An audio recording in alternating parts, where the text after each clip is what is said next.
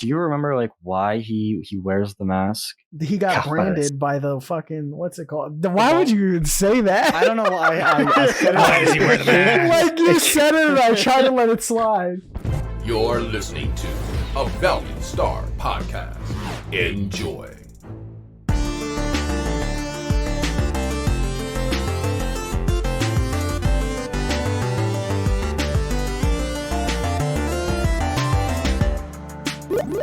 What's good, beautiful nerds and nerdettes? Welcome back to another episode of the Nerds Be Like podcast, episode 106. And as always, it's me, Dan. With me here is Lenny, Patty, Eric, and Antonio. How you guys doing? Doing good. Yes. Hi.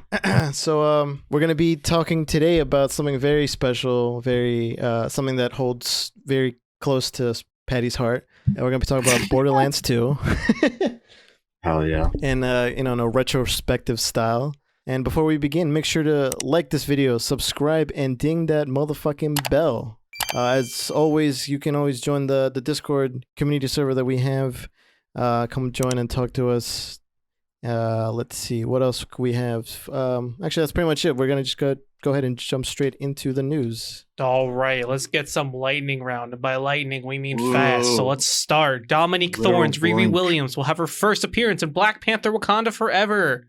I don't know who Dominique Thorne's is or Riri Williams. The female Iron Man, the Ironheart, remember? We talked about her getting her own show. God, that was so long ago. Yeah. Next, a Black Canary project is in the works with Journey Smollett set to return as Dinah Laura Lance / aka Black Canary. Misha Green is going to write the script. I'm just waiting for Eric to be like 1,000 times yes. Good thing. Black Canary. Ha ha ha. I'm being Eric. Ha ha ha. I don't know. Next, the most important thing on this list. Attack on Titan's final season will premiere January 2022. Everybody can get disappointed by the ending because it sucked in the manga. That's a pog. Take it. I'm just, you know what? Ruin everything. Let's go, dude. It's been a good ride. I'm not even gonna lie. I respect it. Like it's overrated, but like it's still good. I'm gonna probably watch it at some point. Next, Adventure Time Fiona and Cake series is in development. I don't know what this means because I never watched the show. For it. This is the female. It's female versions. Yeah. It's the gender swap version of that world. Yeah, but they had already been around before, so I'm just like, I mean, it's all right. It's just a series based on them. They get their own. Right. Yeah, they get their own thing now. They were decent characters, so it's like it's all right. And Donald Glover voiced the gender bent version of Marceline, so I hope he comes back. It's pretty bog. And last but not least, Shudder has made a series order to a documentary called Behind the Monsters, centering all around different horror icons, including Freddy Krueger, Jason Voorhees, Michael Myers, Candyman, Chucky, and Pinhead. Whoa! Not of the Larry variety. Let's go. That's what I'm talking about, baby. Pinhead Larry. Stupid. And that's it. That's it for that tweet. God, that could have actually been a tweet. Yeah, maybe. Condense it down, remove all the ands, and you should be all set. There we go. All right. So as it was previously mentioned, it's like 3 minutes ago. About 2 minutes ago. Yeah. We will be talking about Borderlands 2, which is a game that is very dear to my heart, and a series that is even more dear. I have literally spent thousands of hours in these games. Love them to death. I mean, you know that they're phenomenal when, you know, they literally have defined the genre known as looter shooters. You know, these games are like the standard that other games that call themselves looter shooters will live and die by. Most of them die because 90% of them suck, except for Borderlands. But honestly, I would say that's probably because these games are just so much fucking better than everyone else. That's about it. And I guess there's a lot. Borderlands 2 it's almost 10 years old. You know, in 2012, and it is still like just as good as it was in 2012. So, yeah. people still rather play this over 3 for certain reasons, which honestly are pretty agreeable. Yeah, understandable, but I don't know. I can't play 2 over 3.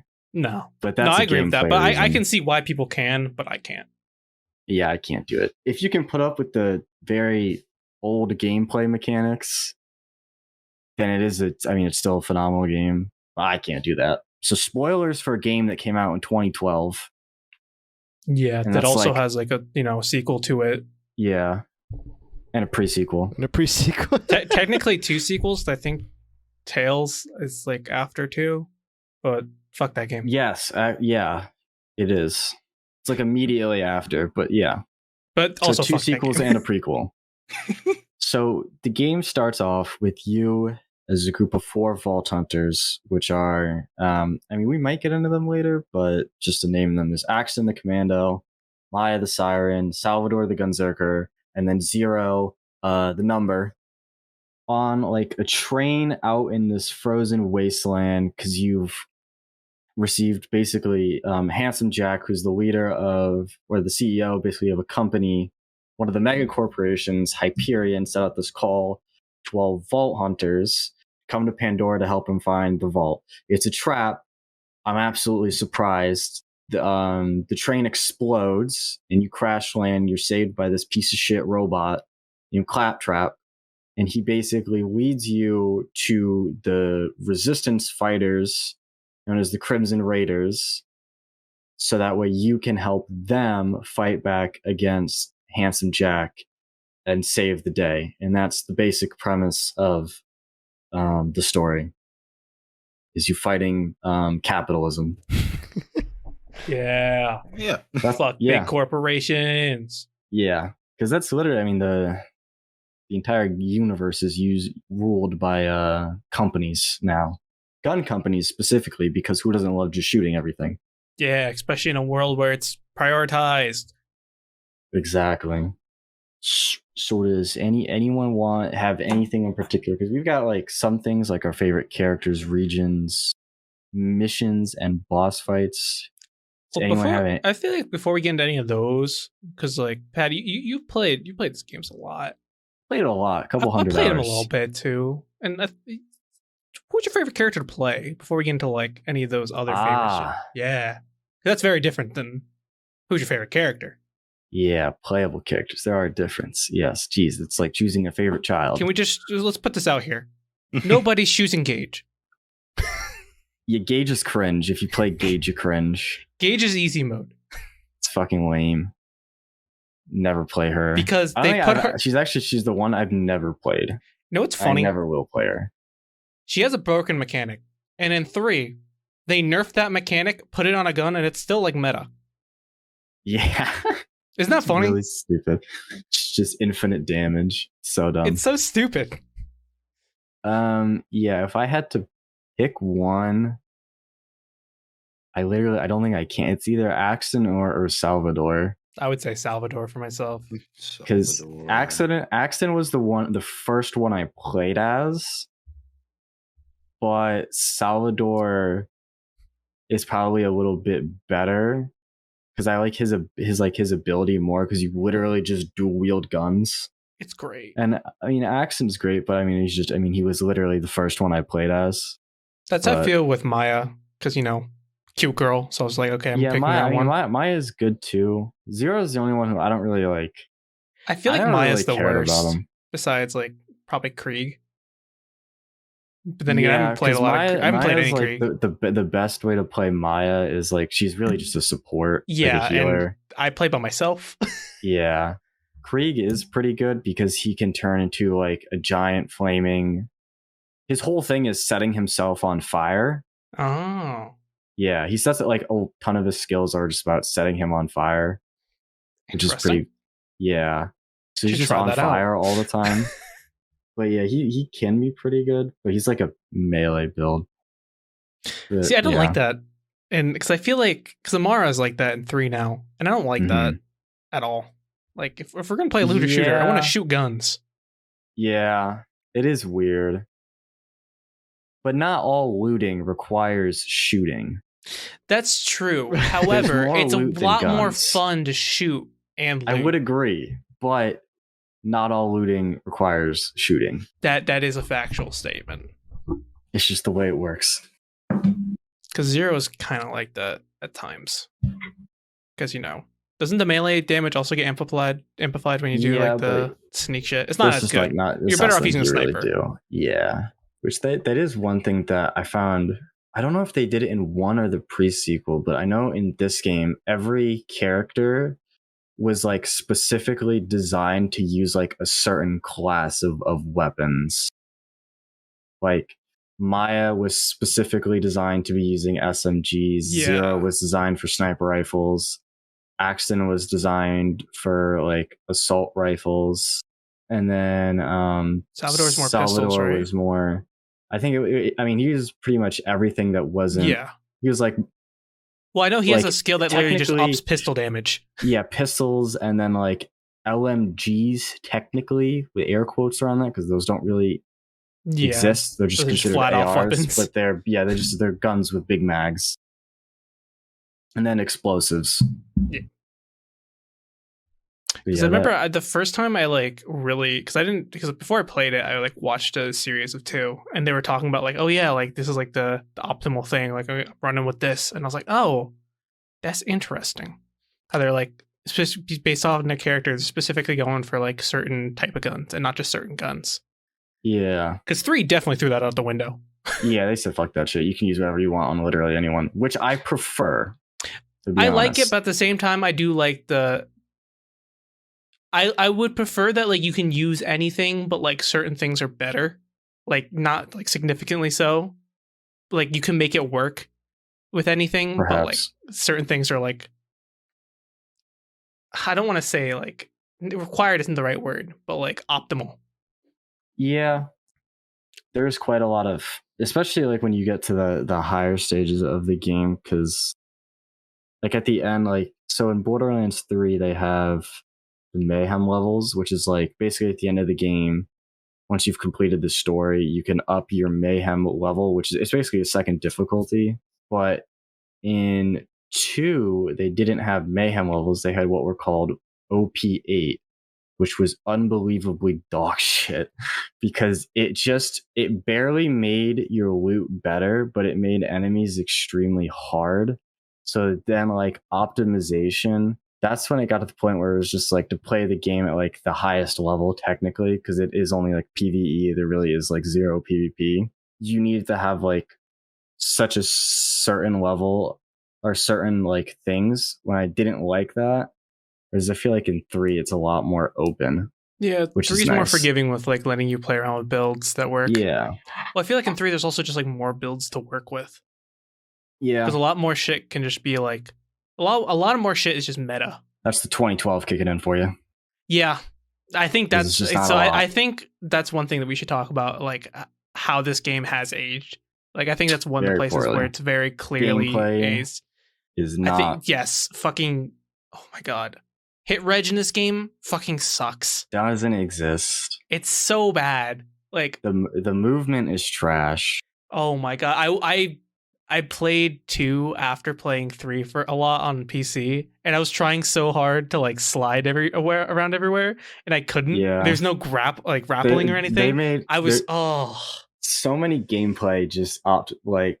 And why was boost in vehicle auto set to your ability key and not to shift or whatever sprint was? That was so weird. I don't know. Gameplay was interesting. God. Like it's still playable today. Like that's the surprising thing. It is playable. Yeah. You have to give it that. Like there are games that came out in 2012 that are just dog shit off of not playable that have not anymore. aged at all. Like they've aged too much. Borderlands 2 is in that weird place where it's like it's not perfect. It's refined. It's like it's just like at that wine. level. Yes. It's like just at that level where it's like, it's a little annoying, but I can handle it for the rest of the fun. Yeah, by the next game it's going to be dog shit. No one's going to be playing it. But for now, since we only have one game after it, it's still playable. God. But I think that just like the really the only reason why it's still playable is probably like that there is still such a like variety of loot because of like I mean like they really I mean Borderlands literally created looter shooters and they've done it like with perfection with each one because there are so many different guns that you can use because not only there's like 6 manufacturers, there's like 4 different tiers of guns.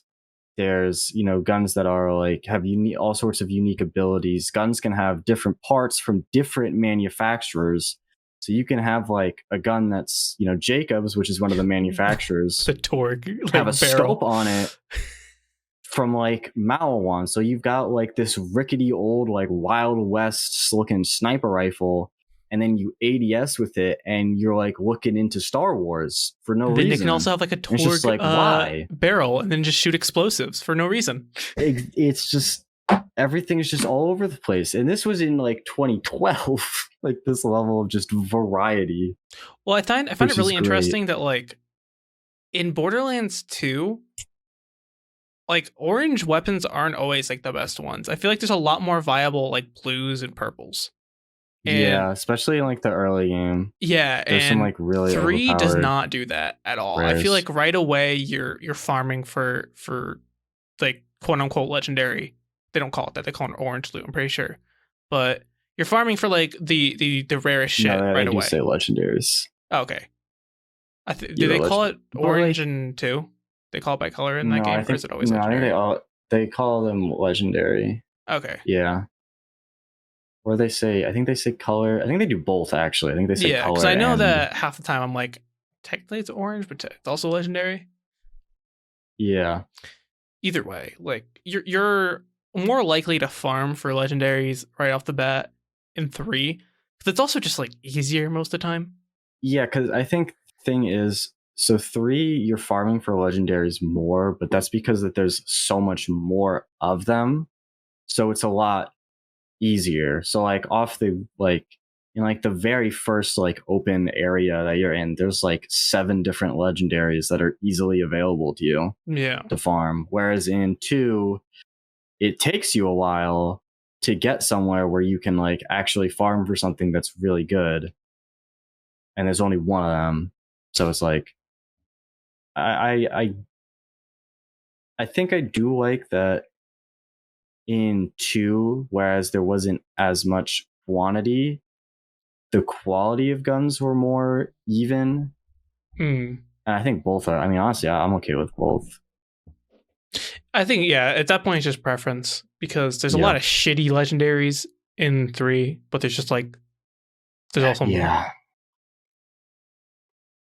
So yeah, I think, I mean, the gameplay has aged most of the part, but honestly, I think like the story is like what just hard carries this game, Oh yeah. like by far. I mean, it's leagues better than In the 3. sequel. Yeah. We don't need to talk about 3. This just sucks. All right.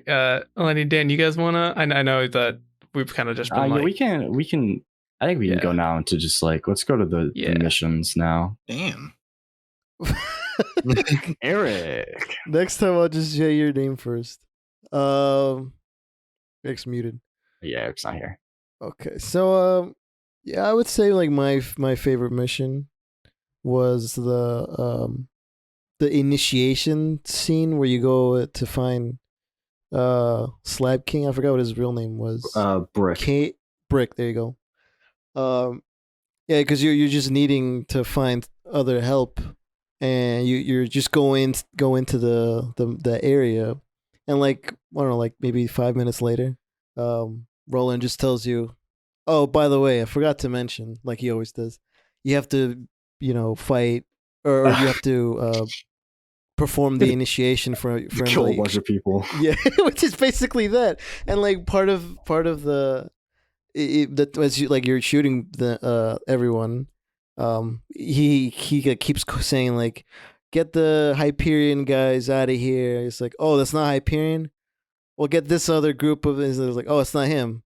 And like you get to shooting still everyone, and like they're so like I guess either there's a lot of them or he just doesn't care because they just do whatever.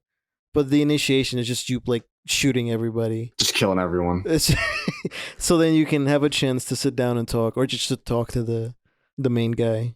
Yeah, Brick doesn't give a shit about slabs. Yeah. That's like the point of being a slab is to fight until you die. And he's, what is it? He was a Crimson what? Crimson Raider. Crimson Raider. Okay. Yeah. So that's where he originated. Or that's where he was the group that he was part of first, then moved into after like what happened. He moved into his own den. Him, Brick, Lilith, Roland. Brick, Lilith, Mordecai, and Roland they were the 4 Vault Hunters in the first game. So they were like the original group together, and they like went their separate ways before the second game, and then you're like getting them together.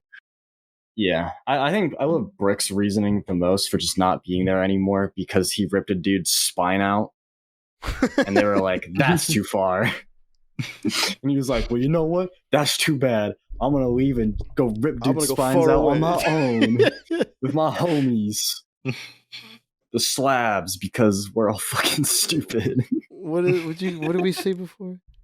Oh, like only the real homies or something. The real ones. Yeah. Real ones. All my homies love ripping spines out. God. No, but yeah, I like the death. I like the mission because it's just kind of is like nonsensical. Like you're just kind of shooting to like just as part of like just killing anything, whatever. Yeah, just killing. I don't know if because I know you watched like a full fucking like 10-hour Let's Play. I don't know. Did he do in that area? So like right before that, did he do the side mission, Shooty McShootface? I don't think he did any side missions. I'm gonna be really honest with you. Okay, that's fine because we can just talk about them. But literally the building where you do the initiation, on the other side of the bridge there's a psycho named Shooty McShootface who gives you a side quest to shoot him in the face, hence his name. And the entirety of how the did he side get his quest, name before? Because he wants to be shot in the face so much. They just call him Shooty McShootface. And so the entire side quest is, you accept the side quest, and he screams, "Shoot me in the face," and then you shoot him in the face. He says, "Thank you," and that's it. It's the entire side quest, and that's probably the best way to describe what Borderlands like. Just how like just batshit like crazy, how little sense they make. The entire point of the side quest was to shoot a dude in the face, and that was it. There's no one else. It was just him. He said, "Shoot me in the face." You shot him in the face. That was the end of the story. And like, I don't think there's anybody out there who'd be like, "No, I'm not gonna do it." I mean, just the one simple task. No, on Pandora, no.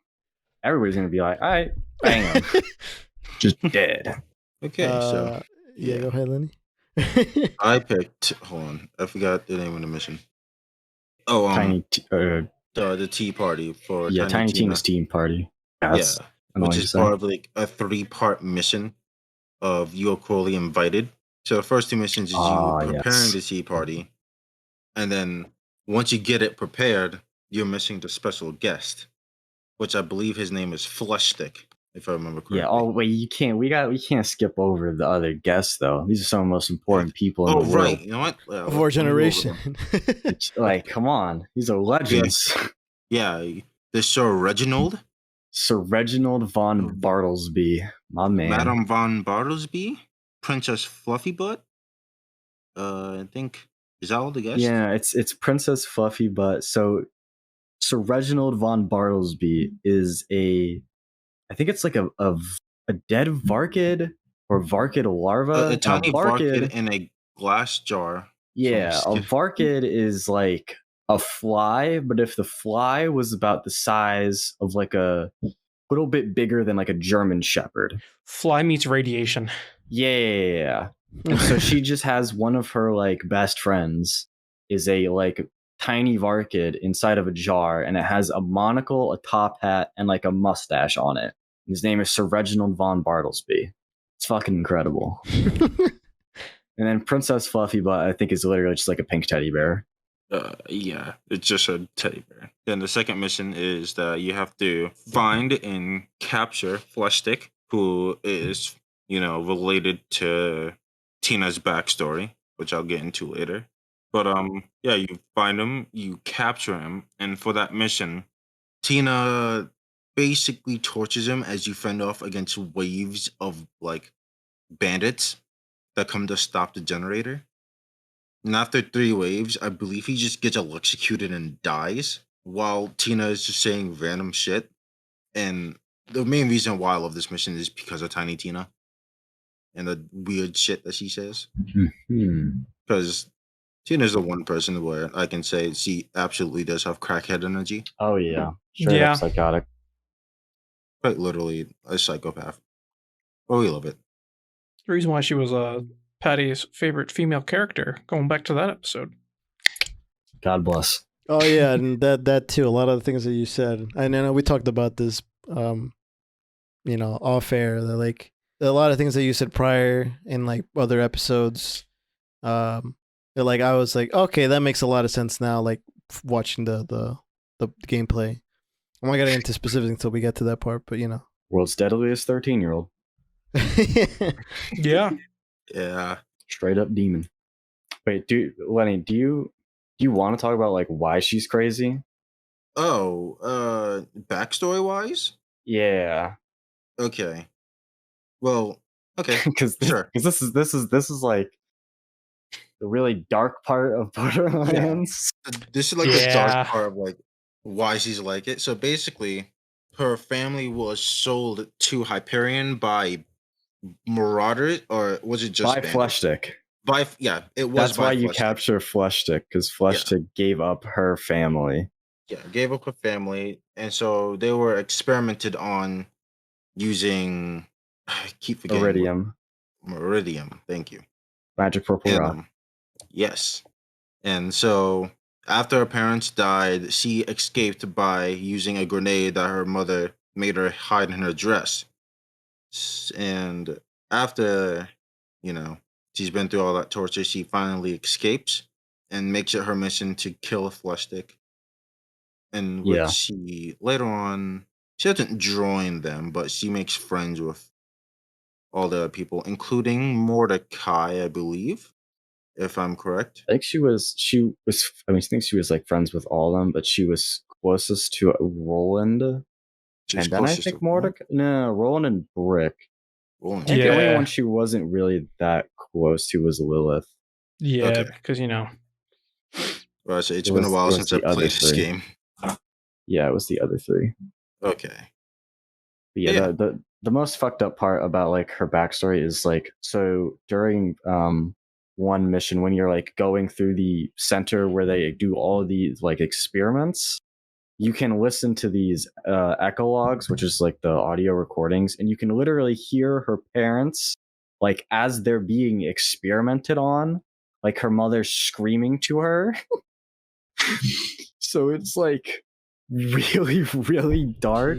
You're literally hearing Tina's parents be experimented on, and like you don't see it, but like that she's literally watching her parents being like murdered gruesomely in front of her, and then she's just like this crazy happy child. So it's just like, ain't that something? Crazy how things work out. We just have a time. Oh God, Eric, you back? Oh, I've been here. That's crazy. All right, you want to talk about your favorite mission? My favorite mission. So my favorite mission is saving when you're going to save Roland. The fact that you have to travel all over the place just to get to this man. And to me, the reason why it's my favorite is not what you think. I'm thinking about the movie that's coming out and the fact that Kevin Hart's going to be Roland. And this is probably going to be one of the missions. And I could see Kevin Hart being a little bitch the entire time. And I'm excited to see that. No, I don't even think the movie's not like an adaptation of the game. They're gonna add some shit. You not from here though. They're not that fucking. No, I don't think so. Well thought out. I think they're doing something original. But yeah, I mean, but it's certain things. But the fact that he had to say, well, Roland. I don't even know how that started. Hold on. He It's a mission that takes fucking forever. It did. Yeah, you're sent to do this. I was like 2 hours. Oh, so apparently you can fail that mission. You have to save Roland from somewhere else. Like if you don't get to him in time and fight I think the boss is the warden, right? Warden. Yeah, if you don't beat him in time, they'll just like take him to some other fucking area. Oh, that's what happened in the playthrough. Yeah. That's why I said it was like 2 hours. Yeah, no, you have a long time, so you shouldn't. That should hours. never happen to you. But if it does, that guy you're cringe sucks. and terrible. It was Bro. 2. That's why I said it was 2 hours. I It's sat so there and hard. I'm like, oh my god. Yeah, you go everywhere. Like that. Like for me, that's like one like second or third hardest mission in like the entire game. It was just long. It's so hard and because it's so long, and it's like and... unless you do like every side quest up to that point, you're under leveled, and it's like ridiculously difficult. Like the dam is so hard. I hate doing it every single time. Yeah, no, especially because you need to have corrosive. If you don't have corrosive, you're fucked because all the fucking so not fun. all the bots will just kill you. It's so hard. Oh, that's something we never brought up in when we're talking about the gameplay. No, well, Damage types. Yeah, damage types and how they actually affect like gameplay. Because in this game, I mean, it's kind of important. Most of them are pretty like standard, what you would expect. There's only a few real interesting ones. Like the only interesting one's really slag. Well, I would say slag and the way explosive works in this game compared to other games, because in this game, explosive is like its own element, which doesn't do anything specific. So like all the other elements, like you've got like the standard ones like shock, destroys shields, corrosive, destroys armor, fire, destroys flesh. But explosive technically does not nearly as much damage as the other types. So they're like it'll never do as much damage as corrosive does to armor, but it'll do more than like shock or fire would. So it's the universal one.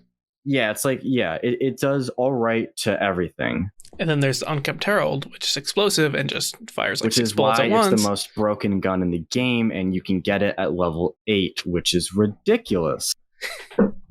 But that's different. But yeah, there's that one, explosive, and then there's slag, which is basically you're just shooting people with iridium, because iridium is like the god rock of this entire universe.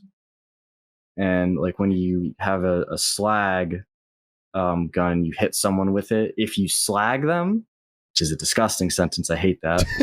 That was God. But when you slag someone, you like turn them all purple and cover them in the shit, and they take more damage from any other damage source. So you hit them with a slag, and then literally anything, and it's gonna hit them like a shit ton harder.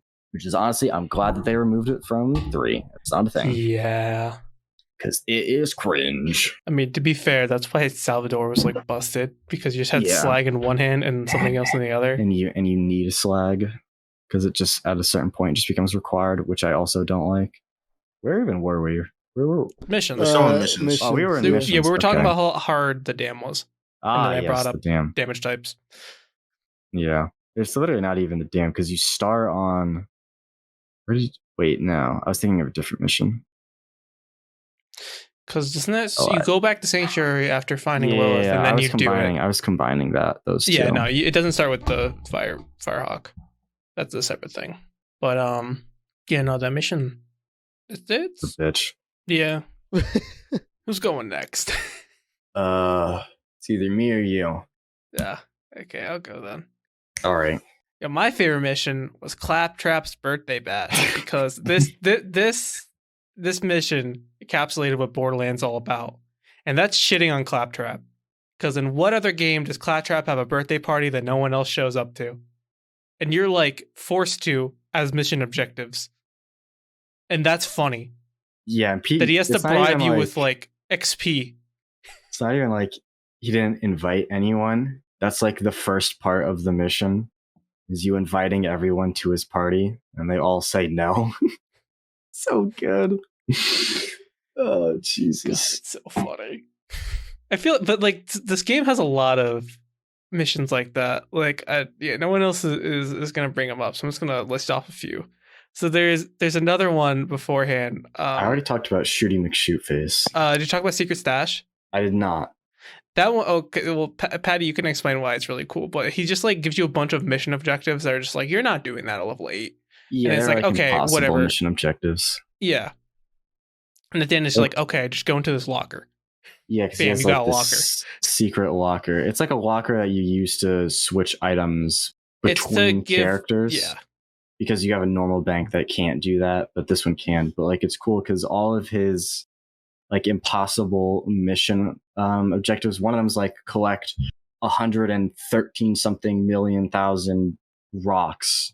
But then in there's like 5 of them. But then in 3, Claptrap has like, he basically created this like website that like random strangers out on all the different planets of 3 can like request help. And there's 5 of those missions, and each one of them coincides or is like basically created after those impossible quest markers.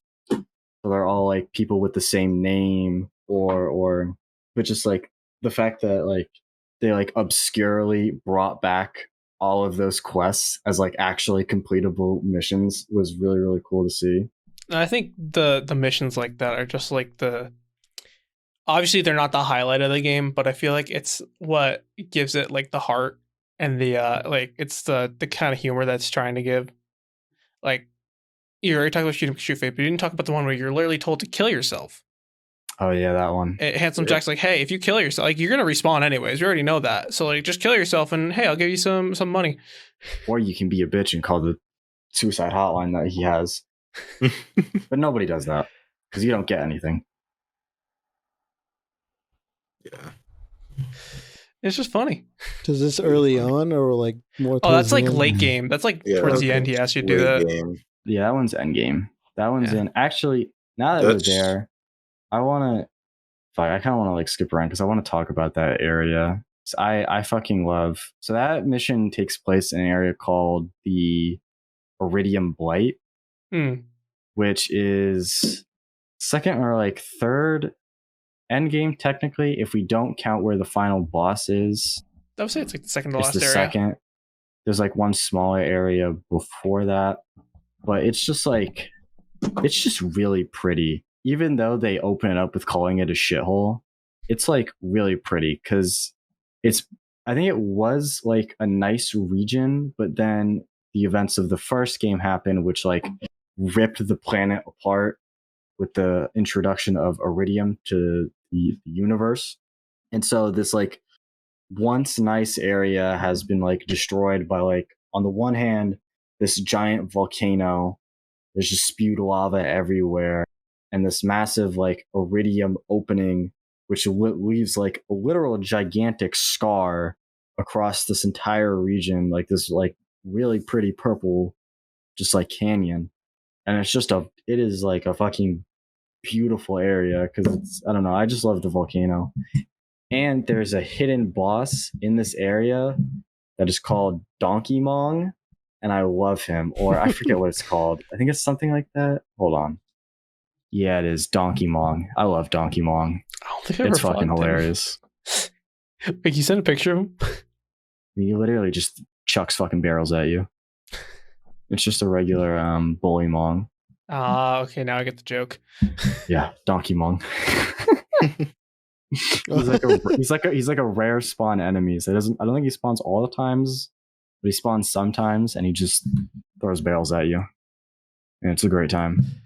So the mission that I chose is probably it's harder than, I would say it's harder than saving Roland, and this is after when you get back to Sanctuary. This is after you met Tina.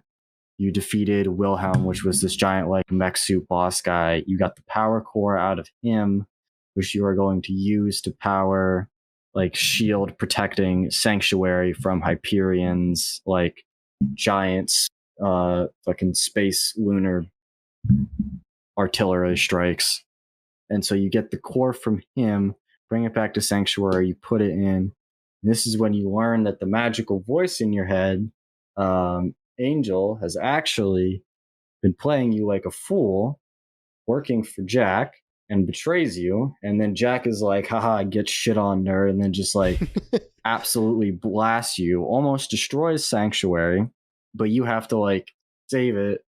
And you get Lilith, the siren, to literally like lift the city out of the sky with the help of God Emperor Scooter.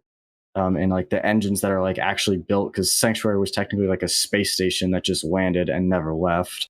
And they fly it and teleport it out of the sky. And then you have to go find it again. And this is the part that I absolutely hate, because you have to go through, well, you're like 3 levels under what you should be.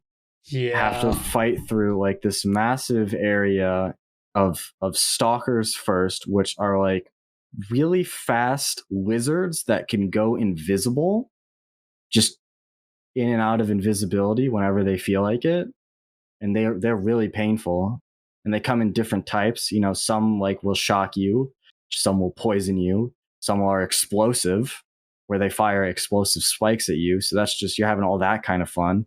Then you have to fight Hyperion robots. So you're getting blown up, shot, burned. Everything sucks, literal pain. And then after that, you have to fight what is called a thresher, which is just a giant dirt squid that has a ton of fucking tentacles that each have their own health bar. This thing is a tank. It's just impossible to kill. And if you manage to kill that, then you're not done, because you still haven't found Sanctuary, because you have to activate the beacon for the fast travel. So you have to get the beacon that the Thresher ate, by the way, which is the only reason why you won't have to kill it, which is stupid. I hate that. Then you have to take that to this random mining village, and then you have to fend off like 37 waves of more Hyperion robots. So you're getting shot, blown up, set on fire, electrocuted again, not once, twice that happens, and then you're done. And it is so painful. I hate it. Oh, okay, what's worse, that or Eden 6? That. Not Eden 6. Eden 6 is easy, it's just long. This is long and hard. Okay, fair. I do agree. I especially hate that fucking like It's the wave part at the end where you're like you're fighting waves of Hyperion robots, and it's just like, and you have to keep the beacon alive. Yeah, no, that's the worst part. You can fail that. You can fail turn it that on again and off because it goes off and shit. No, they just break it. Yeah, well, okay, but you just still gotta turn it on, and you gotta fucking repair it. I don't know how you do that, but it's just like Jesus Christ. And because like if you, cause a lot of side quests are found on Sanctuary. I mean, there's tons like on all the regions, but like you're gonna get a lot of them because so many NPCs on Sanctuary. That's where you're gonna get most of them, or a lot of good ones. And since once this mission starts, you can't go there. Like Sanctuary literally doesn't exist for an entire mission, so you can't go back and get any missions that you want to level up, to do anything. You're just like, they just like shot you out there and we're just like, good luck, buddy. Have fun. And you don't. It's so hard. And it's like, but like, I hate that it's so hard, but it's like so important to the story. It really is, because it's like the turning point for Angel. It's the freaking it's probably the most like story wise. It's probably like one of the most important missions, because it's when it's like the grand reveal that like, oh, the voice in my head who's been leading me everywhere I need to go, doing everything to help me and keep me alive, has all of a sudden set me up to be murdered. But now she's helping me. Immediately after she sets you up to be murdered, she's trying to help you again and guide you back to where you need to go, which it's just like. Well, I also think that's the point where like Jack becomes less of just like an asshole and more just like he starts to be like, I don't want to call him human, but he starts to show traces of being a human still. I think that's when he like starts taking you seriously. Yeah. Because he's because like actually you've gotten into like Angel's head, and that's like, what the fuck are you doing? Yeah. And I like I think that, and then like even Angel turning on you was not enough to actually get you to die. Like you just won't go down. Yeah. And I think that's when he realized, he's like, wait a minute, like this guy, like I've tried everything at this point, I have very few things left to kill him. And so that's when it's just like, he's just like, oh shit, like I have to, like, I can't be joking around anymore. Yeah. You But know, I like how that shift isn't really like dramatic until, a certain point. But I like how that's where it starts and you like start to see it. And then there's like the dramatic shift, which makes sense. Like his progression to taking you seriously isn't just like, okay, it's flip the switch. It's like, okay, you're starting to do shit. And then this drastic thing happens. Okay, now we flip the switch. It makes sense. Mm-hmm. It's like, wow, this game knows how to write a good story, especially a great character. Speaking of which, why don't we start talking about that?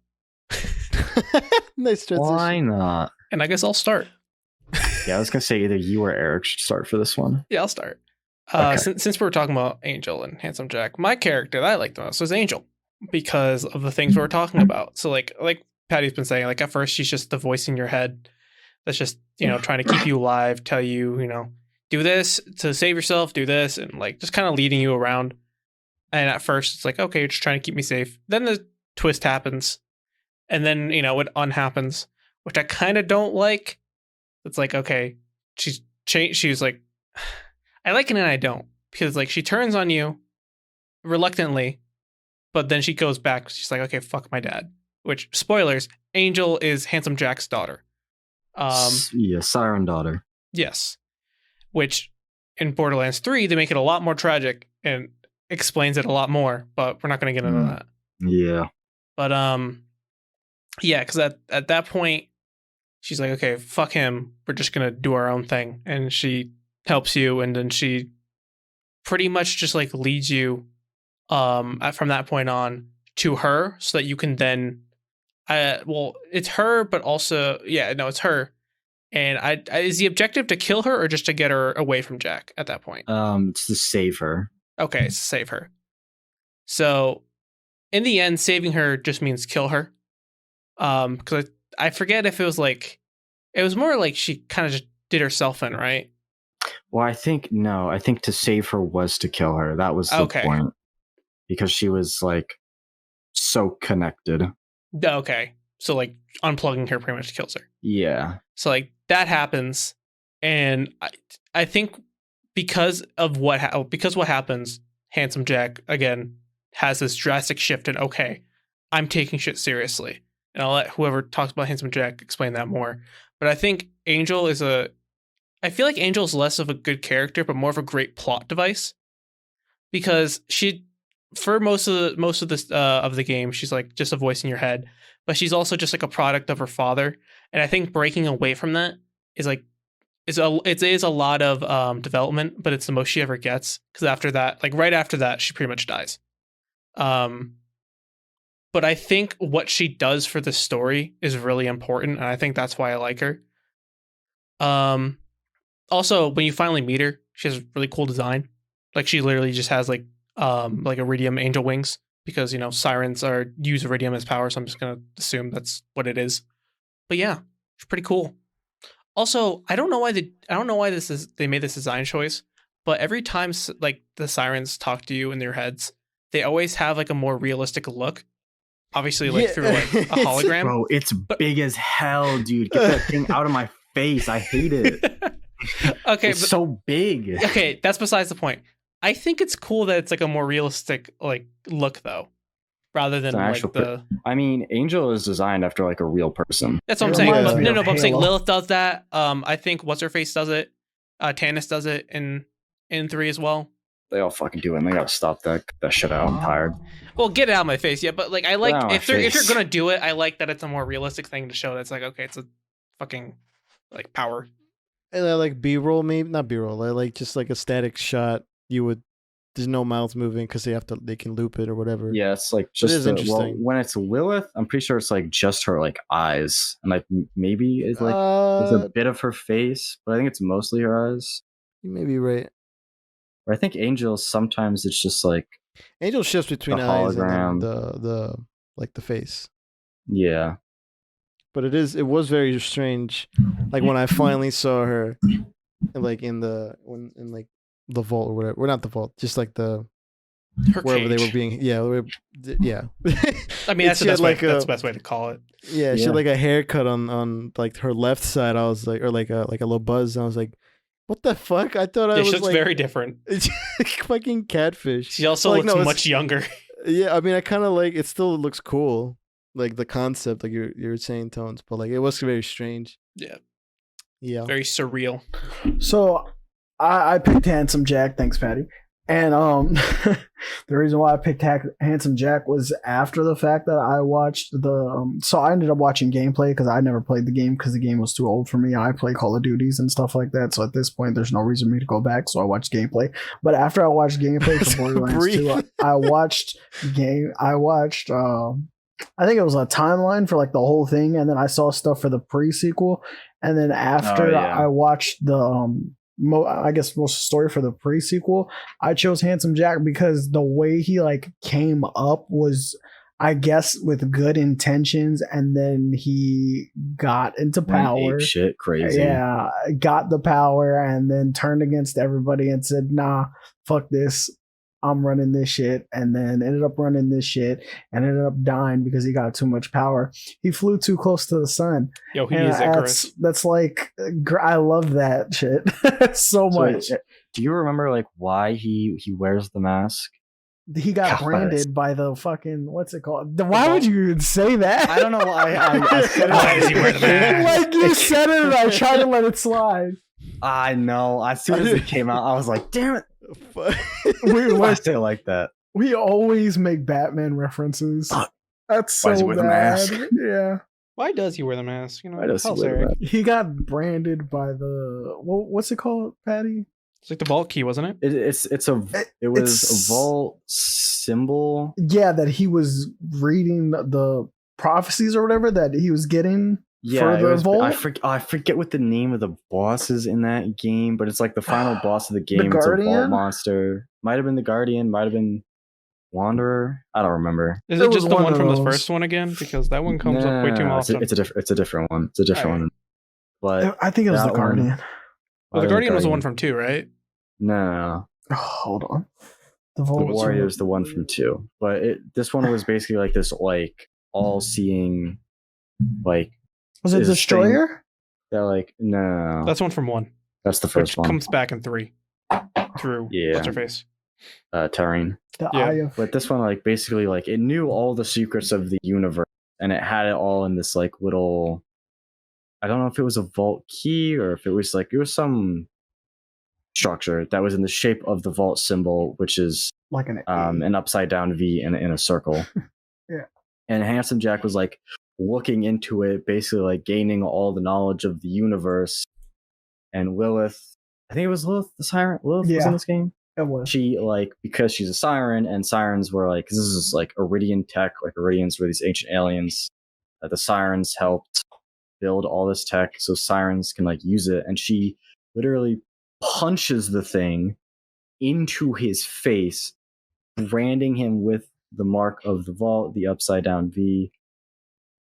And so that's why he wears the mask. That's why he's batshit crazy, because he knows the whole universe. Yeah, he knows what's gonna happen. He just didn't know how. Which is why he thinks that he's like the hero of everything. He like refers to you as like the villain and all sorts of shit. And then like I think Lilith gave him his name too. She said, "Hi, Handsome Jack," at one point, and then he just like took that, said yes, right, and ran with as it. Fuck. Yeah, I'm kind of bad. I'm not gonna lie, he does look better with that mask. Like if, well, it's just it's just his character now. Like it's synonymous with him. Well, in the pre-sequel, he dressed like a fucking geek, and then like, and you can even wear his mask. Was he a scientist or something? He was a different character in the pre-sequel. Let's be honest. You're right. I think he was just like, I don't remember what his position was, but he was just some like corporate person that wasn't that. He wasn't high down up. He wasn't high up, but he was like right above the middle. But some like, type of management. Yeah, he was in some kind of like leadership position, so he was able to like, he saw the right steps to take to put himself in a position. And then I don't think he ever realized like just how powerful that position would be. Because immediately afterward, he took like complete control of Hyperion and the way complete he control did of that, Pandora, just like with the snap of a finger, just ruled everything. It's mine. Went from like the manager to God Emperor King. All right. Who next? Lenny, do you want to go or do you want me to go? You can go. Okay. So I went with Mordecai as my favorite character. Partially because like the what's his bird's name? Bloodwing? Bloodwing. Bloodwing, yeah. Partially because of like their relationship. Word. And like this, and like also because I didn't realize it, like because I was like kind of just I was like doing other stuff and then like kind of coming back into like the listening to the conversation while he's like traveling in the car or whatever. I just hear him like speak Spanish. So I'm like, hey yo, and I'm you like, must love Salvador too. I mean, he's one of the other playable characters, but like the one in this gameplay, the guy who played was it Zero? Yeah, he played Zero. Yeah. So The I missed number. out on that. But yeah, I mean, I didn't expect him to just like scream out some like swears in Spanish, and I'm like, oh, that's cool. Like, it's just another cool kind of character. Plus, like I said, the relationship with the bird, very. He's a sniper, right? Like you're like you're going into your more face-to-face confrontation. He's more like in the air, and I guess like that's another reason why I like the bird and everything, because he's like very much air support. He's actually one of the most useful NPCs because the region that like you meet him in, he's up on this giant tower, and like throughout the time where you're playing in there, he like actually takes shots at like enemies and will kill enemies for you. Yeah, it's like actually That's really amazing. helpful. Yeah. So yeah, you know what?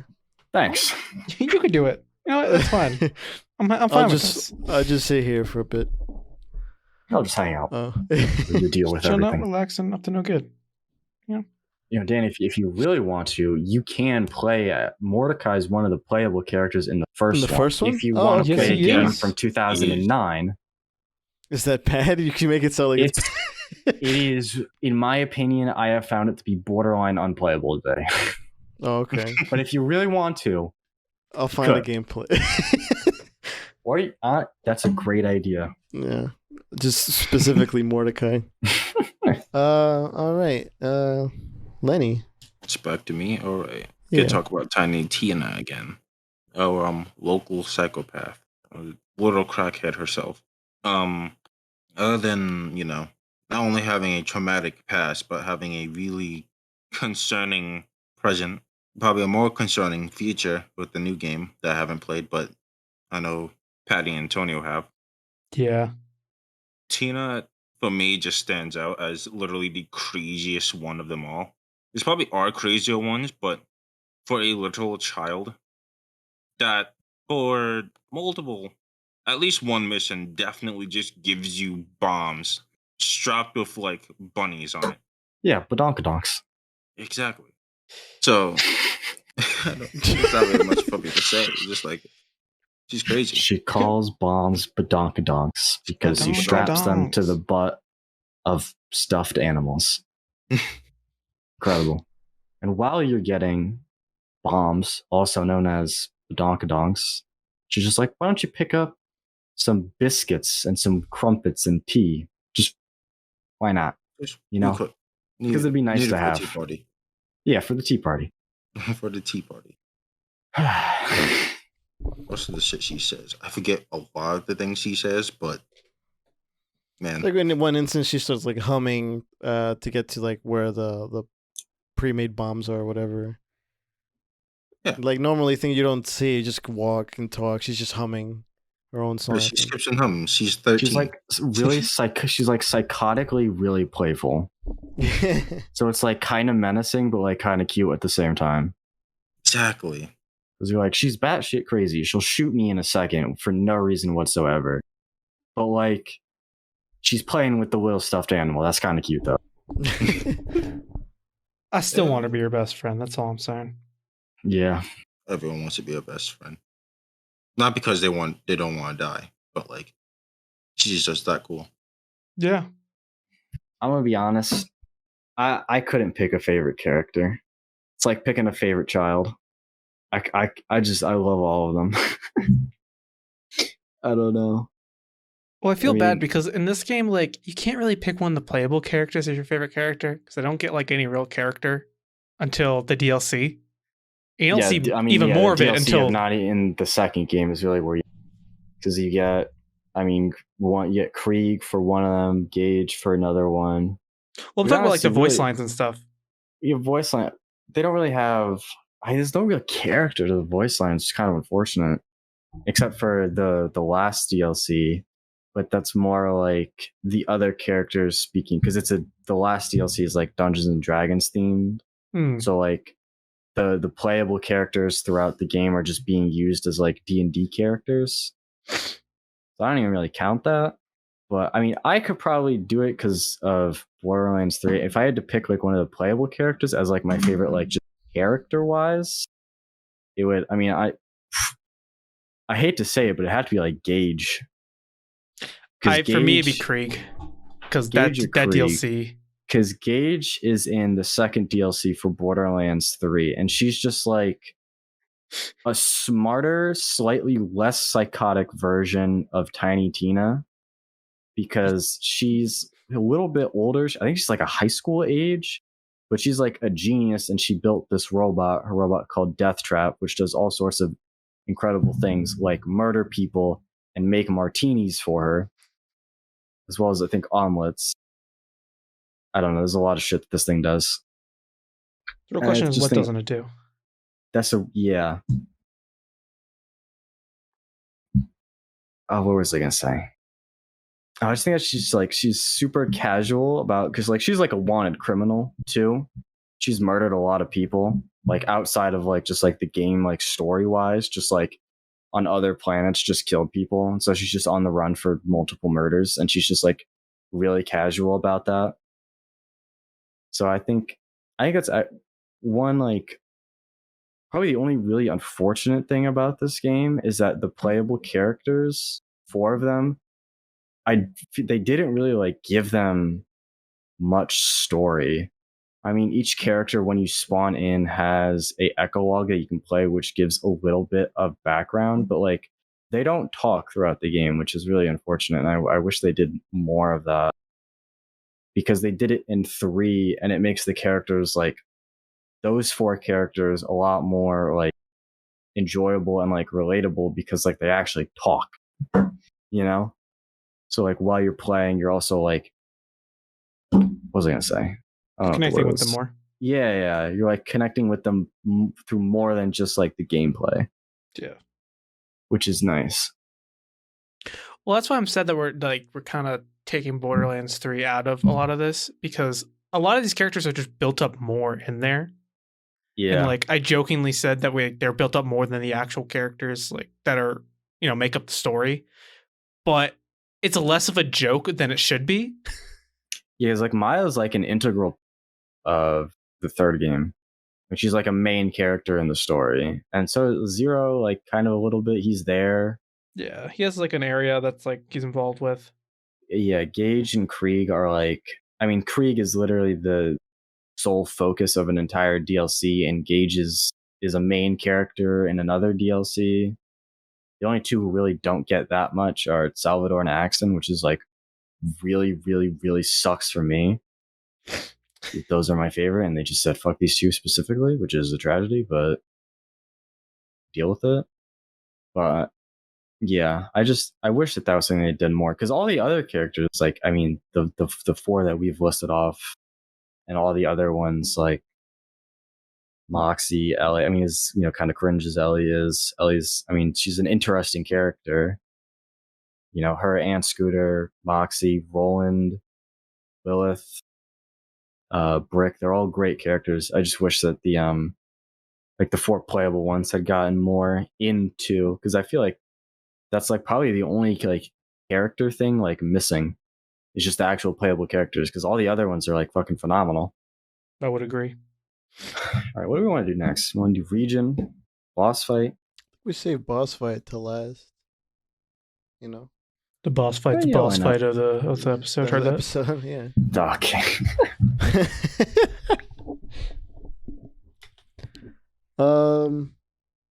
I'd say we like randomize a little bit. So Lenny, do you want to start with this one?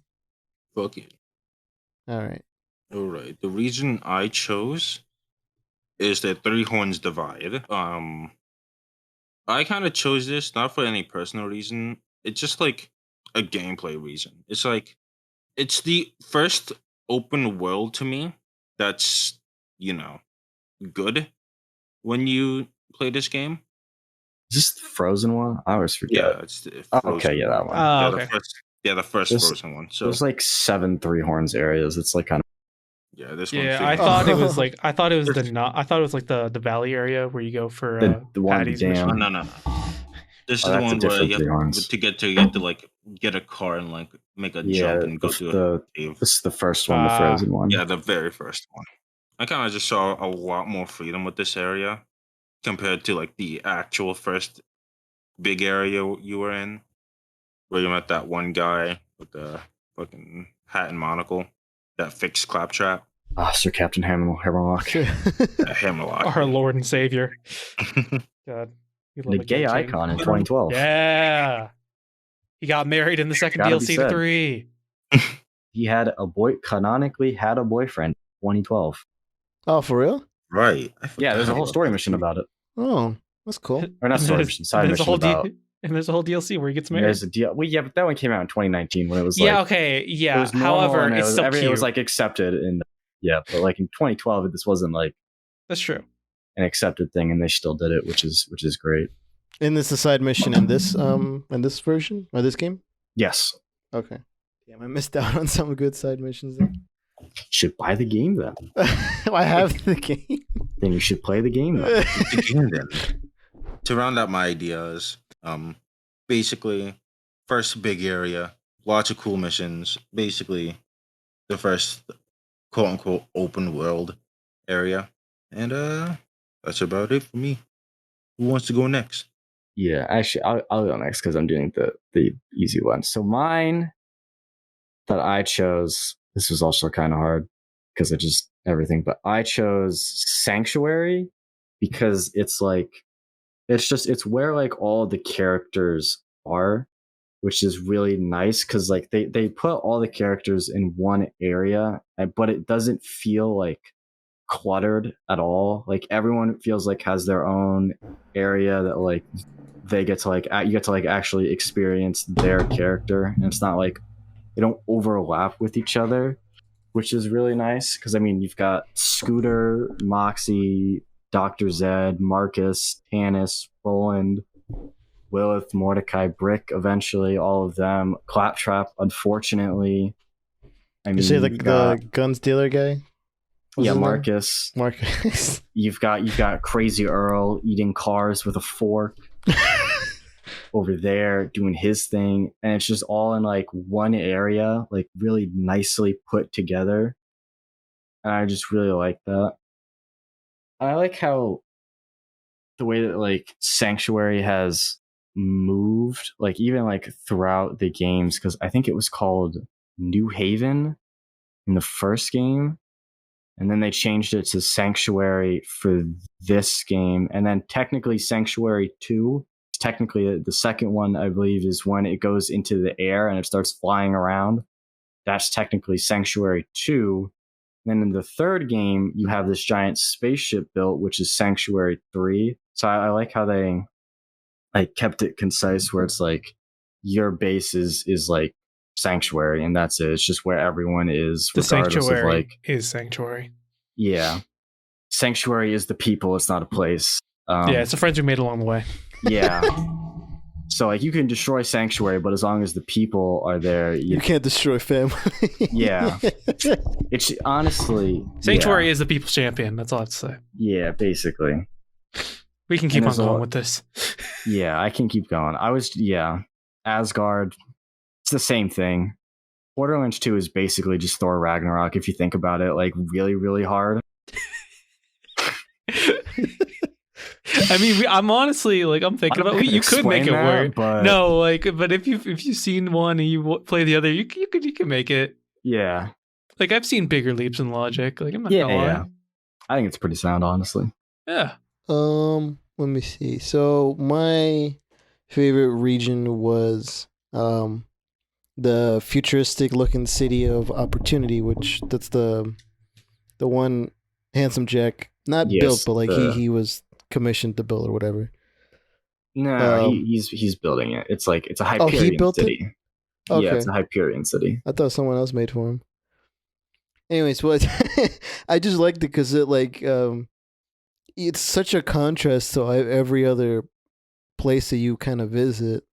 Like that's in like it's very neat and everything has an order to it. There's like I think there's fountains in there too. There's like a whole bunch of like futuristic looking stuff. Hundreds of statues of Handsome Jack. That too. They are quite beautiful. Mm-hmm. And like your mission is to like fight off or like find a bot clone or whatever. But like just looking through the city, it looks really nice. But like just comparing that to like the other place that you visit, it's like really different. And like clearly this guy's like because putting so much money. He wants to like he has infinite money. Yeah. But he just like he wants to like murder and like burn every bandit because he sees all the people of Pandora because Pandora's a shithole. It's like not even close. It's like bottom of the barrel piece of fucking garbage trash. This place sucks. Everyone who lives there knows that it sucks. It's very obvious that it sucks. It's dirty and disgusting. And Handsome Jack knows this, and so that's why like he builds Opportunity as like this beautiful bright, clean utopia. So he can lure everyone there. So that way, anyone who doesn't show up, he just burns you off the map.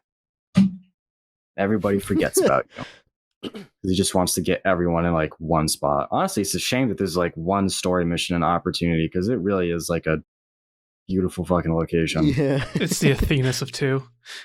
Yeah, but thankfully there are a good amount of side missions that take you there, which is nice.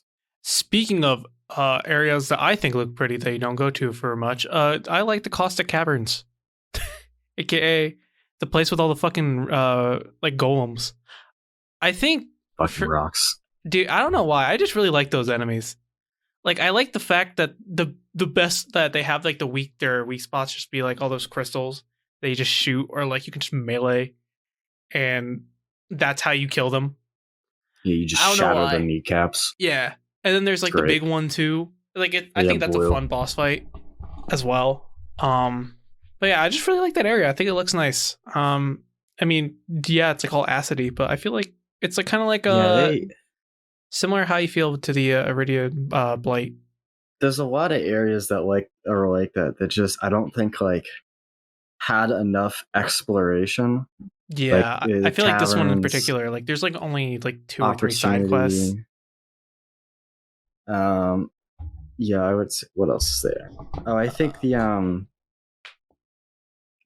wildlife exploitation reserve.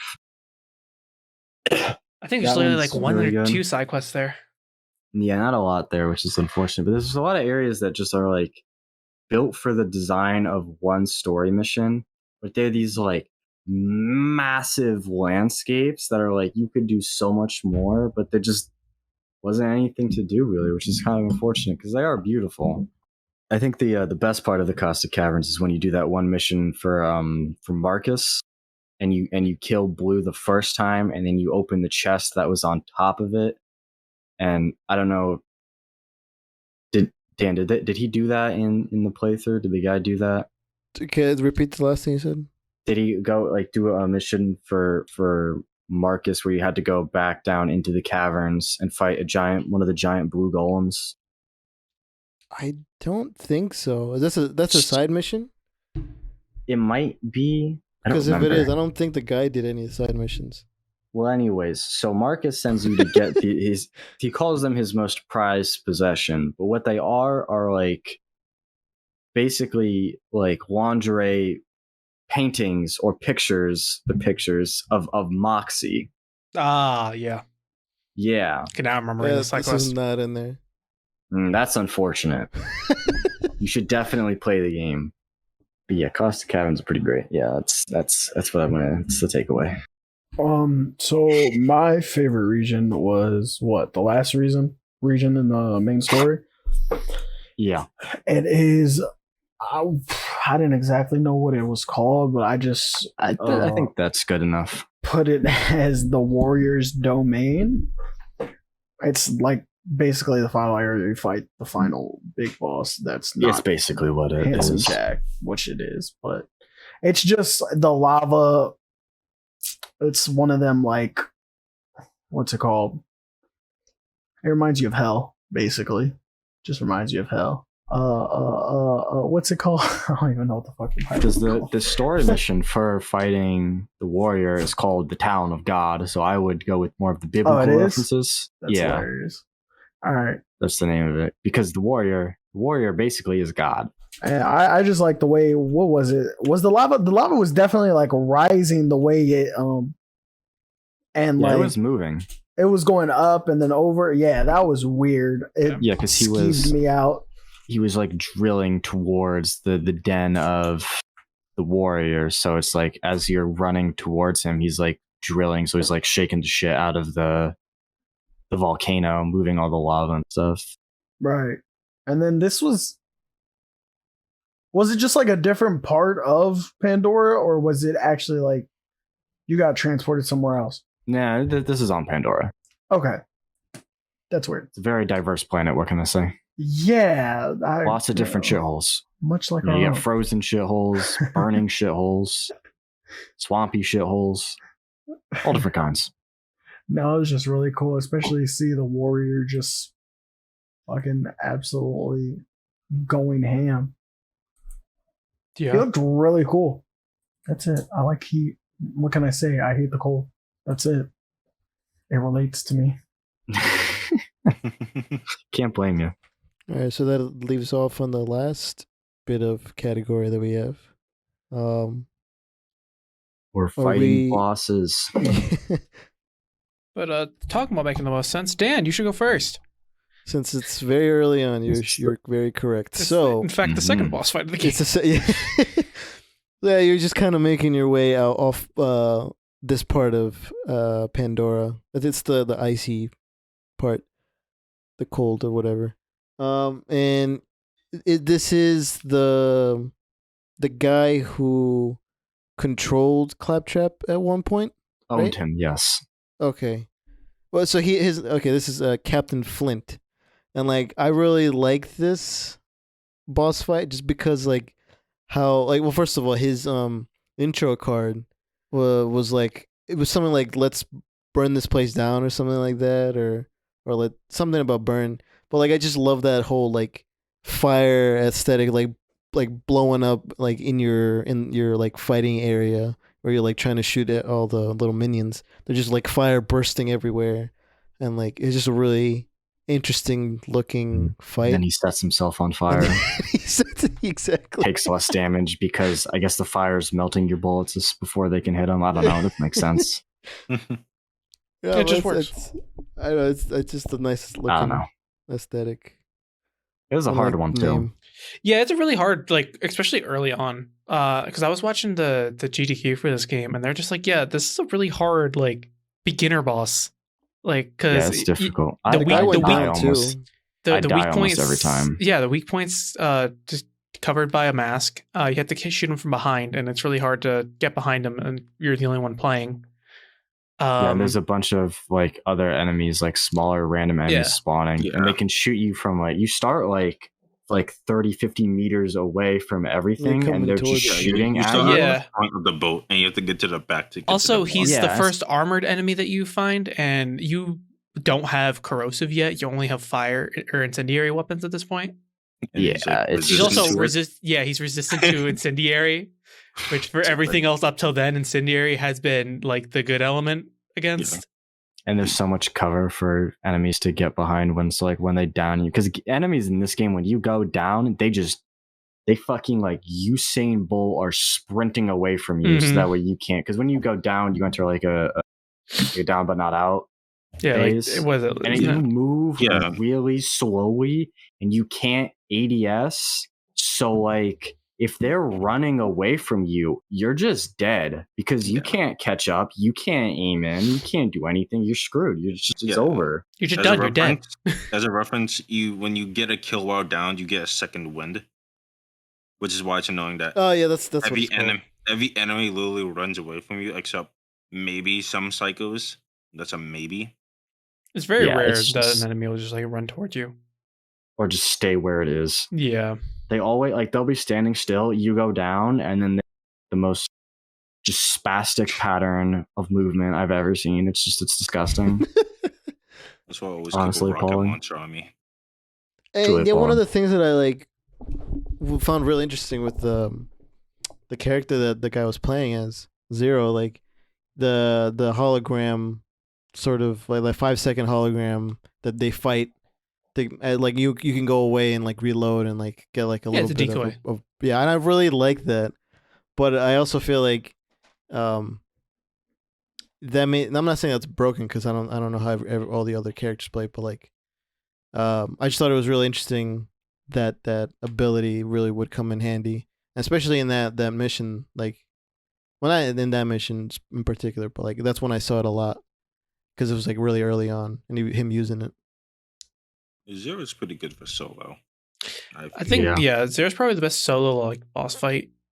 I mean, obviously not counting Gage because Gage is dumb and stupid and just the best character in the game. Period. Yeah. But Gage is probably Zero's probably the best for like soloing bosses, and then probably after that, it was probably either him or Salvador. Because Salvador's gunzerking is just kind of good. Pretty nice. Yeah. Yeah. Because you just fucking heal while you do that. And then you can get I forget what the things in this tree do, but you can pretty much get it longer the more you like hit things or the more you kill things. Yeah. You can do it while you're down. Yeah. One of the achievements is like gunzerking for 90 seconds straight. I think I have that one. But like there's just a bunch of skills to like keep it going. And there's also skills to like get it back quick. Yeah.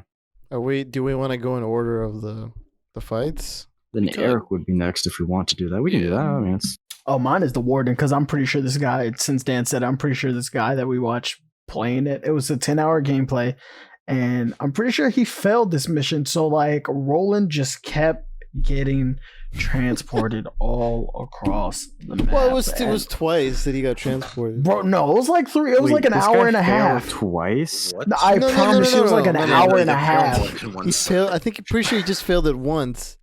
He got taken from the prison. He fought the thing, but he got away. Then he came back and fought him again. He won that second time. Yeah, so twice. Either way, he failed once. That's he failed once. That's kind of sad. Yeah, it's kind of cringe. It was so long, was really but that funny. thing had some power on it. Like he could not get the health down on it for nothing. The Warden, sorry. It's really tanky. It was. I was trying to figure it out. It reminded me of Halo, of one of the missions you played in Halo 2, where you had to just continuously shoot at the what's it called? I forget. Like the big tank things. Scarab? Is that what they were? Like those giant, like walking crab things with the camera. Yes. Scarabs. That's what it reminded me of. It was so bad. And then the robots kept coming. Yeah, that's probably the worst part. Is it's a super tanky boss, and it's also spawning in a ton of loaders, the robots. Yeah. Permanently spawns minions. And then what are the flying ones called, Patty? Oh fuck! What are they called? I remember the name, but I don't remember their names. All right, cool. Because I also forget. But don't they like repair it too? They're repairing Warden. I was trying to get through it, and I swear to God, this is where they can shoot you with like lasers that'll like rip through your shield, and they can attach to a loader and just like permanently just like heal it until you kill it. Oh my God. It was just watching that. I was stressed. Just watching it. And it doesn't even spawn in like regular loaders, and in like badass enemies, which badass enemies are like very hard. They're like a tier above all the regular guys, and they are just not fun to deal with. Yeah, it was crazy watching. But no, that was just my favorite fight. Just seeing my man get transported all across the map and then just for nothing. I mean, what could it say? But you know what I mean. Yeah. I think next is me, right? Yeah. You. So my favorite boss fight was the Bloodwing boss fight, and that's for two main reasons. First, it's usually a bitch fighting shit in the air, but I don't know why. I kind of liked it in this situation. That was fun. Because then like also like he had phases where you like turn different elements, and I thought that was cool. So you had to like you're supposed to like use different elements for each time, or you couldn't use one. And I kind of like that idea where it's like, okay, it's different phases. Yep. But the main reason why I like this is because it's really showing Jack being an asshole to like the heroes in particular. Like I think it's like the first time where it's like shit got really personal. He just flat out killed Mordecai's best friend. Yeah. It's like you beat the boss and he's like, okay, and then you go to free him and he just like fucking blows his head up. Yeah, because like the whole time he's like talking about, look at how cool, look at this bird can use all this element, and he keeps, you know, it's like I keep forgetting one. I don't know what it is, and then you finally like sedate Bloodwing, get her down, and go to save her, and he's just like, oh yeah, and then just screams explosive at you, and then Bloodwing's head blows off. She's like, oh, alrighty then. That was sad. Like that's I guess it's personal now. Yeah, I feel like that's like the turning point in the game where things get like really personal. Yeah, there's a part where like Mordecai just gets depressed after that. Yeah, you get back to base and like, Lilith and Roland just are talking like about a story of like a mission before where Mordecai sent out Bloodwing to like go kill like the people around it, and then like she didn't. And it's just it's like a yelling, not back and forth because but like it was just like a little bit of argument, and then afterwards Bloodwing just decided like, okay, now I got it, and it just kills everyone around them, and it's like a laugh and then like a small break, and then it transitions. It's like, oh yeah, sorry about Bloodwing, because like the player's just listening to the conversation, so it's like this like really like happy like memory that like they're sharing, and it's like, oh yeah, my bad, sorry. But yeah, that was a sad mission. That's when I initially was like, oh man, I feel bad for my boy Mordecai. This game isn't just poop jokes. All right, who's next? It's me. All right. Oh man, speaking of getting personal, oh yeah. So when you go to save Angel, and she tries to make it as easy as possible, but then Handsome Jack doesn't want any of that. For one, it's his daughter, and his last bit of family, and two, he needs to use her for a battery, to put it simply. So I believe in the boss fight, he sends like a fuck ton of robots, and as well as I think turrets. I'm not remembering the boss fight right, but I just remember it was super annoying just to stay alive in that room.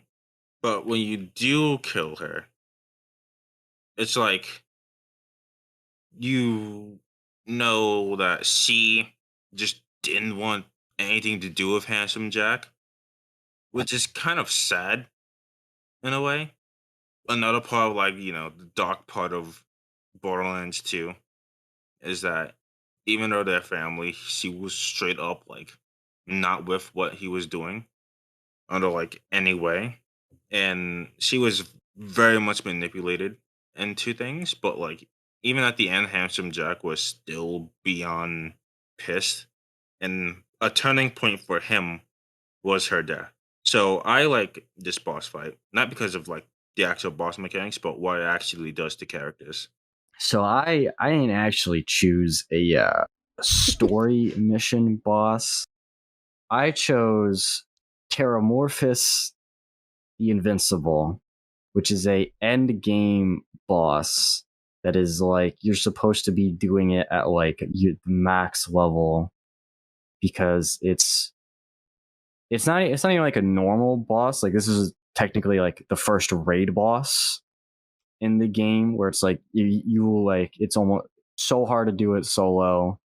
You're supposed to be doing it in like a party of 4. And I think I like it the most just because of how difficult it is, and just how like rewarding it is when you finally beat it, because it is just so hard. Because Terramorphous is just this giant Thresher, which I mentioned before, are just like these massive dirt squids, basically. And he is a gigantic motherfucker that will just like one shot slap you across the room with ease. And I just love how unbelievably difficult he is. Yeah, that it's just a lot of fun. That's the tweet. That's the tweet. Really hard, and it's really fun. I'm trying to recall a boss fight that I don't remember the name of, but it wasn't even really a boss fight. You met the guy, and then he falls down the stairs and dies. Oh, I was watching a few like videos afterwards of that gameplay. Oh yes. Is that in 1 or something? No, it's in Borderlands 2. It's a DLC. I think his name is Nakayama. I think so. But he's a Hyperion scientist who crash landed out in some like swampland, and he's like trying to be super tough and threatening to you. And then when he comes out to finally fight you, he trips down the stairs and snaps his neck and dies. Seeing that footage, like after the guy's like, and this happens, and then boom, boom, boom. You watch this. I don't know what video we watch. It's just like, man, all this intricate story and boss fights, these super difficult boss fights, and then this happens, and the guy snaps his own neck and dies. Yeah, that's exactly. Yeah. No, but that one's kind of fun. And the boss that spawns after that is like actually fucking hard. God, I hated doing that. But yeah, that one is really funny.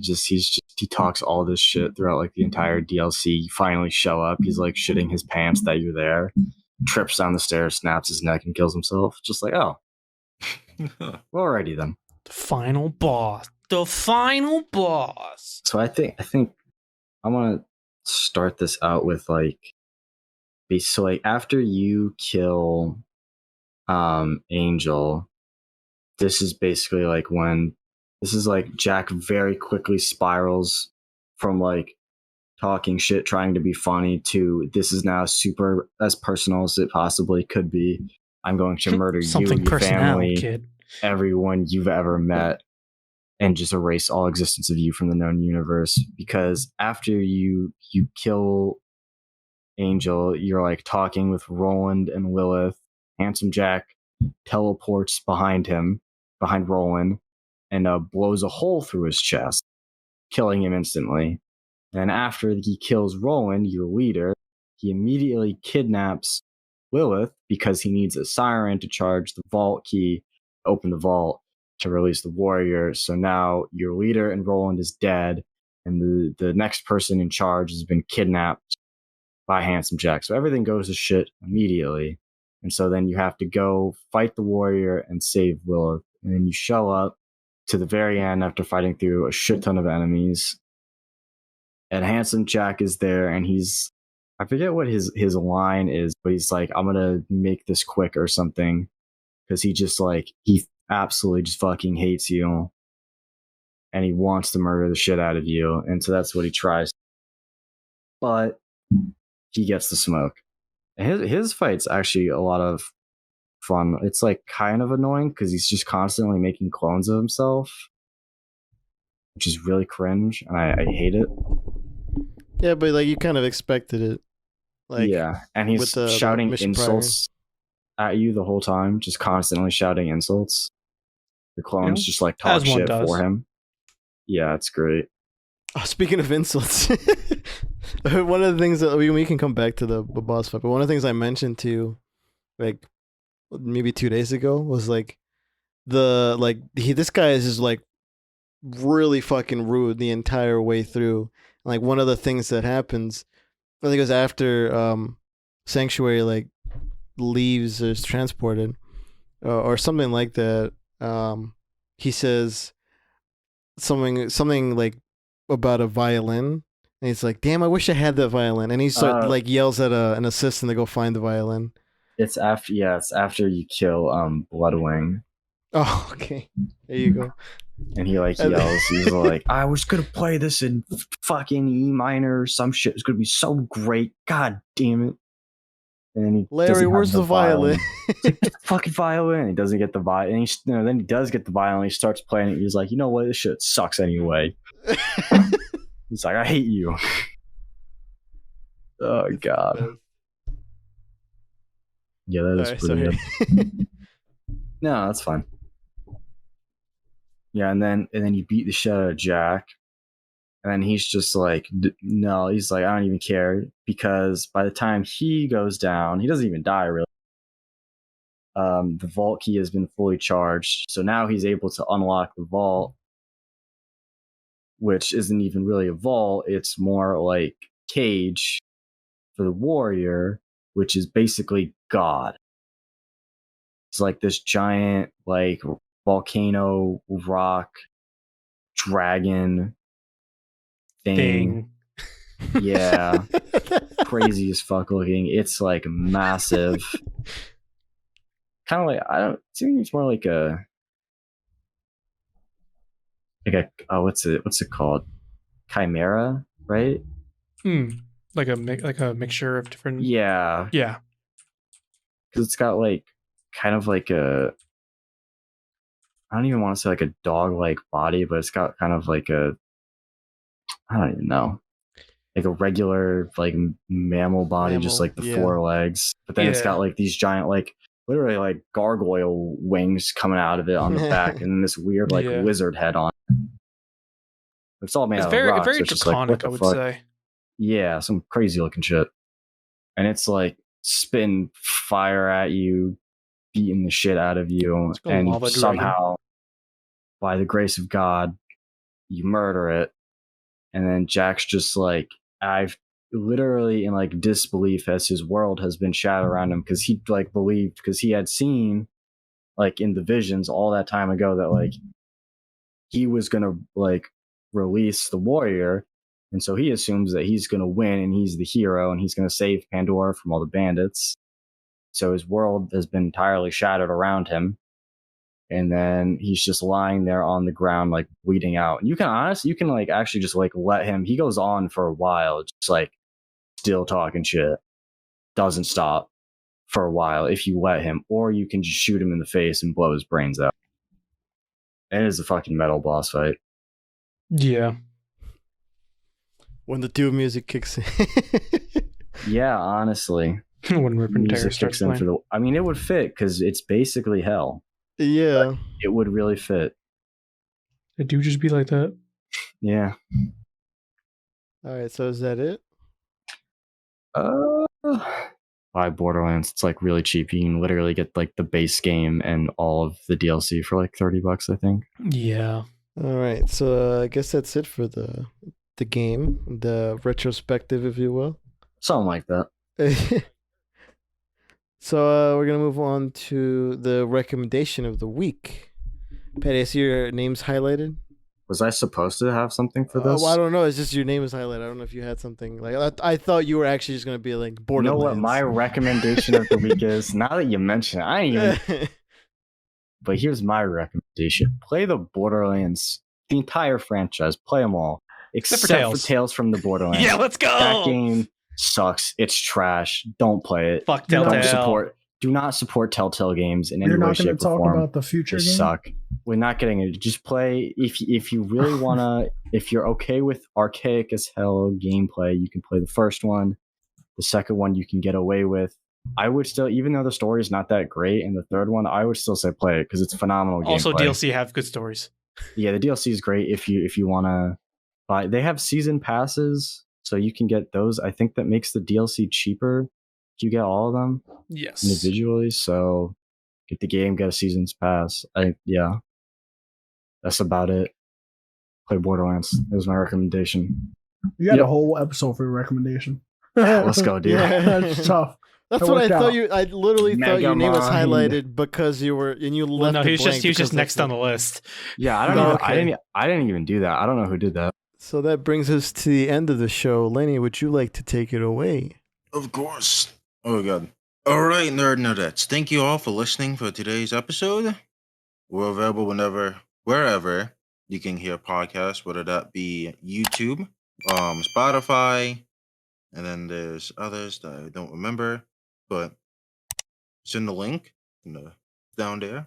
We also have a social media at Nerds Be Like Pod, and for anything you want us to talk about, any complaints, you want Patty to do the ASMR still, you can email us at nerdsbelikePod@gmail.com. So remember to leave a review for the episode. And I'm not like Brandon or Eric, so I'm not gonna do a voice for this one. I'm just gonna be like, yeah, merch. We have some really nice looking clothing. We got Nice skateboards. Toothbrushes. We have skateboards. Yeah, we Yeah. got skateboards. We got toothbrushes. We don't have toothbrushes. We got socks. No, I wish we did. That'd We be got awesome. keychains. We got Yeah, wall like- art. I know. I no, wish, dude. They had like our theme song and like. I it was gonna blasted say us. that. God damn it! I'm sorry. No, I'm just glad that we both thought of it at least. And it's the appropriate amount of time that you need to brush your teeth. Oh with. my god! That's I amazing. forget what those toothbrushes were called. I don't know. Tooth Something tunes? No, no, it's not tooth bop. The fuck? Tooth tunes, you idiot. Tooth. Is it actually okay? Yeah, Something it like is that. tooth. Yeah, it's like Looney Tunes, but like the wrong Get kind your of shit tunes. You know what I'm saying? Got Uncultured. him. So merch per use. Cop it. Get it. Tooth Get it tunes. while you can. And of course there are links in the description, ways to support the Palestine and the Colombia efforts. So, Yeah, I think I'm gonna put Support some what new you- links in for other stuff that's happening right now. Yeah. That's Yeah. probably the biggest one right now. we shall end it here with a preview for next episode, if any. I got you. Don't worry about it. So next week we're having a special guest. We're probably recording on a different day. I don't know if Dan told anybody yet. Probably not. We're probably recording on a different day, so it might come a little later. It's gonna be a Marvel-based episode. Oh, it's that soon. Huh? So yeah, just to let y'all know, it's gonna be an old school Marvel episode. So it's not gonna be too bad. It's gonna be exciting. It's a lot of nostalgia. Oh shit, yeah. I mean, well, we'll catch you guys for that then. And yeah, have a good day, good night. I don't know, wherever you guys are at. Something like that. I don't know what time zone. All right, peace, everyone. Good night. Bye.